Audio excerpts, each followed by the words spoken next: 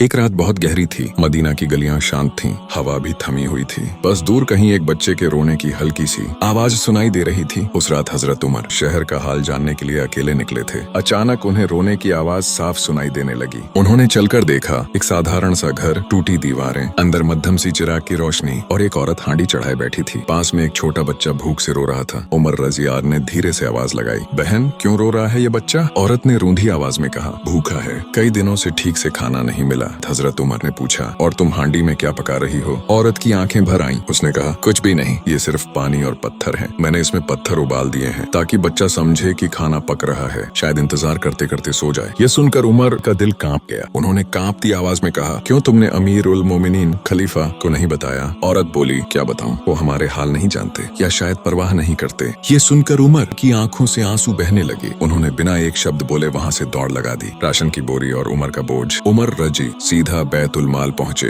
उन्होंने अपने हाथों से राशन की बड़ी बोरी उठाई। आटा, खजूर, तेल, घी, सब कुछ। उनके नौकर असलम ने कहा, अमीर उल मोमिनीन, बोरी मैं उठा लेता हूँ। हजरत उमर ने सख्ती से जवाब दिया, क्या तुम क़यामत के दिन मेरे गुनाह उठाओगे? आज ये बोझ मैं खुद उठाऊंगा। और वो भारी बोरी खुद पीठ पर उठाकर चलते हुए उस घर पहुँचे। उन्होंने चूल्हे में आग जलाई, हांडी चढ़ाई, खाना पकाया। औरत ने हैरानी से पूछा, अजनबी आप कौन है? उन्होंने मुस्कुराकर सिर्फ इतना कहा, एक खादिम, उम्मत का सेवक। बच्चे ने खाना खाया, मुस्कुराया और सो गया। औरत की आंखों में चमक आ गई। उमर रजी बिना बताए वापस चले गए। अब अगले दिन का खुलासा, सुबह सुबह वही औरत मस्जिद की तरफ जा रही थी। जब उसने लोगों को घिरा देखा तो पूछ बैठी, ये कौन है? लोग बोले, ये अमीर उल मोमिनीन हजरत उमर फारूक रजी हैं। औरत का दिल जोर से धड़का, क्योंकि वही शख्स जिसने रात भर उसके लिए खाना पकाया था, उसके बच्चे को सुलाया था, वही आज सामने खलीफा के रूप में खड़ा था। औरत कांपते हुए बोली, आप ही थे रात को? उमर रजी की आंखें झुकी रहीं। उन्होंने कहा, अल्लाह गवाह है, अगर उस बच्चे की भूख की तकलीफ मुझे पता न चलती तो मैं क़यामत के दिन अल्लाह को क्या जवाब देता। कहानी का पैगाम, असली हुकूमत दूसरों की भूख, दर्द और जरूरत समझने में है। नेक काम छुप कर करना, यही अल्लाह के नजदीक असल इबादत है। एक छोटे बच्चे का रोना भी अल्लाह के नेक बंदों को जगा देता है। दूसरों की मदद करो, हो सकता है तुम किसी की किस्मत का मोड़ बन जाओ।